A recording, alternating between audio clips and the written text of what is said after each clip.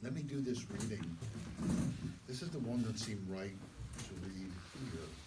This is a chapter on shaking and dancing.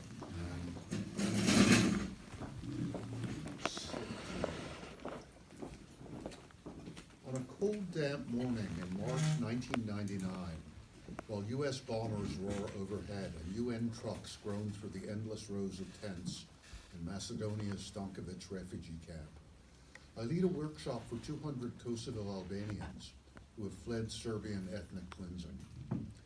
I begin as I usually do with soft belly breathing, may be familiar to. Afterward, I ask for a show of hands. How many of you my interpreter queries, translating my English into Albanian, notice any change? Here as elsewhere, after war is over, or even in the middle of fighting, about 70 or 80% of the hands go up. What happened, I say? And answers are shouted out, calmer, relaxed, my body's less tense, fewer bad thoughts, a little less cold. Dora laughs at this. I explain the fight or flight response, asking my audience to tell me if they've experienced it and what it's like. There's no problem getting the answers. Their hearts have been racing. Just about everybody is having trouble sleeping. Older people's blood pressure is off the charts. The close quarters of cold, small tents are filled with irritation. Ordinarily, patient mothers are smacking unruly children. Does anyone, I go on, have any questions about fight or flight or this soft belly meditation, or any concerns you'd like to share? Hi. Far away, toward the back of the huge tent, a man with a pale, round face stands and raises his hand.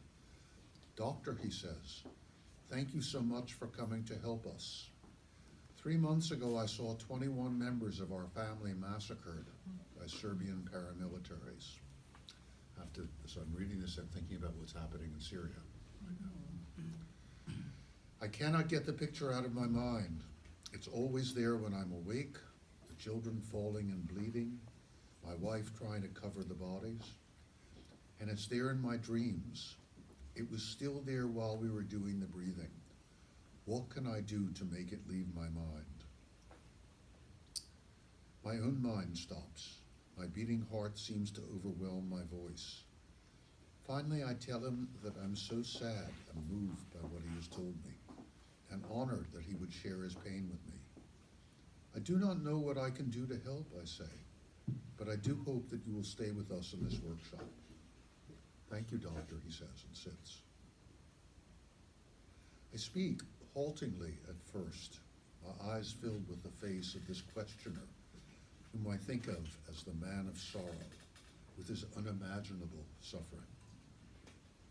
I pause and breathe slowly and deeply, this time to quiet my own shock and my sadness at not being able to help. When I'm calm enough to speak, I begin again. I know there are many of you whose minds are filled with terrible memories that won't go away, whose hearts are heavy with grief. I know that some of you feel weak and stiff in your body, unable to act or even feel. These are all effects of trauma. We're going to do something now that will shake loose the tension of your fight or flight and help melt your frozen body. It may help you get rid of some of your anger, raise your energy a little, maybe even lift off some of the troubles that weigh down your minds. What we're going to do, I continue, is technically called an expressive meditation. Expressive meditations are the oldest ones on our planet. All our ancestors did them. They shouted and danced and whirled and jumped up and down. When something terrible had happened or was about to happen, they moved their bodies and let go of their tensions and expressed their feelings. Are you willing to do this? I'm shouting now. Hands go up everywhere. I hope it's enthusiasm. Perhaps it's only that right now I'm a diversion in this tedious, troubled tent town of 70,000 refugees.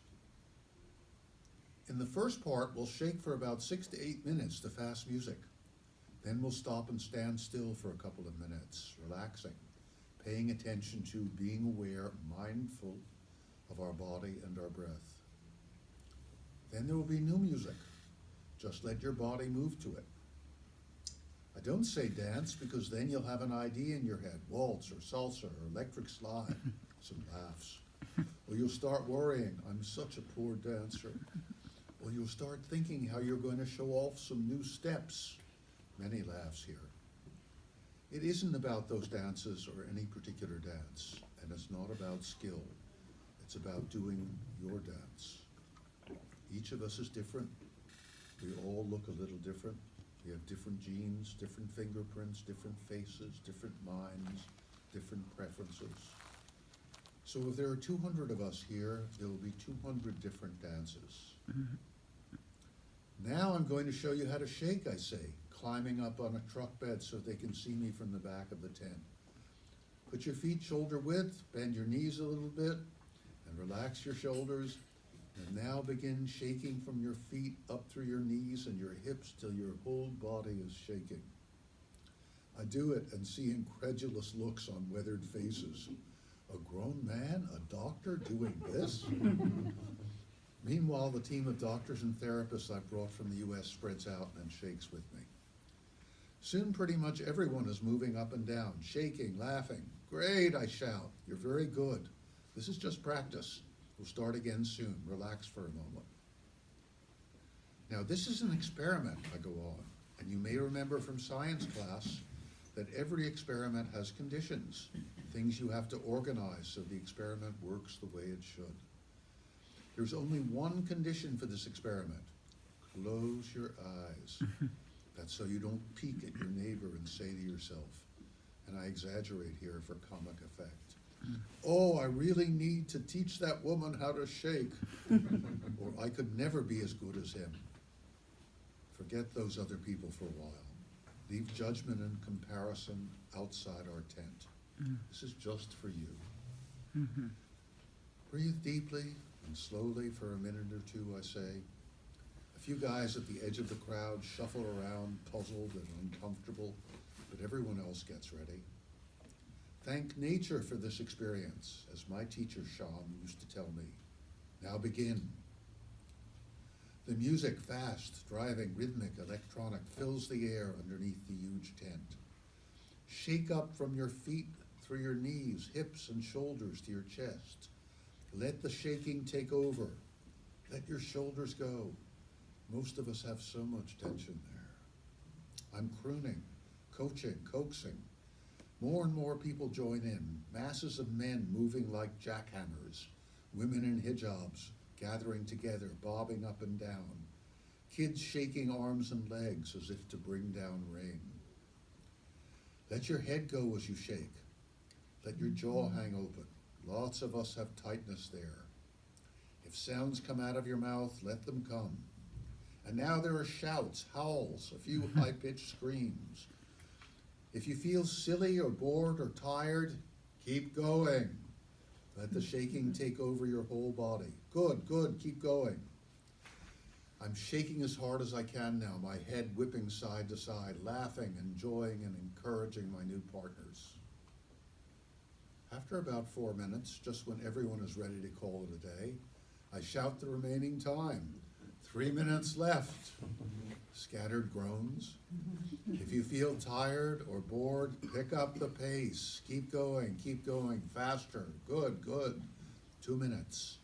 I'm counting down now. Keep going, great. 1 minute, 100% effort.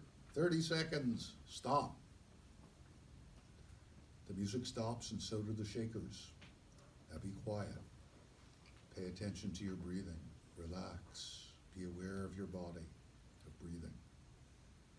Our breath rises in steam toward the roof of the great tent. After 2 or 3 minutes of silence, I speak again, announcing, when the music begins, let it move you.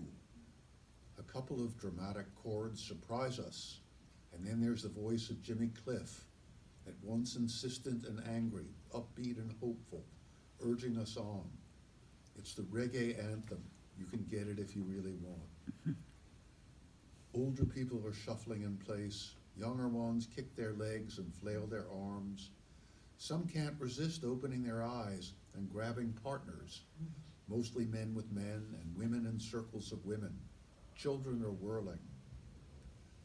After a few minutes, the song is over, but some people continue to move by themselves and in the lines they've formed for traditional Albanian dances.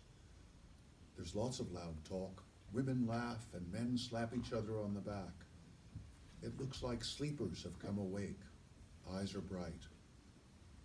The air is filled with appreciation and questions. Finally, I am relaxed. I can feel my body again. What time of day is best to do this? Can I teach it to my grandmother? Morning, I answer, or any time you're tense. And yes, it's fine for your grandmother. Afterwards, some people hang around, wanting to tell each other or me more about what has happened. I listen, answer questions. As the crowd melts away, I see the man of sorrow, sitting quietly apart. He signals to my interpreter, says he wants to take a picture with me. I sit next to him, our arms around each other's shoulders. I ask him why he wants the photo.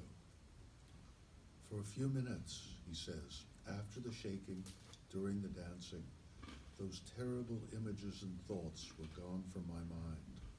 It's the first time in 3 months. It gives me hope that I can live again.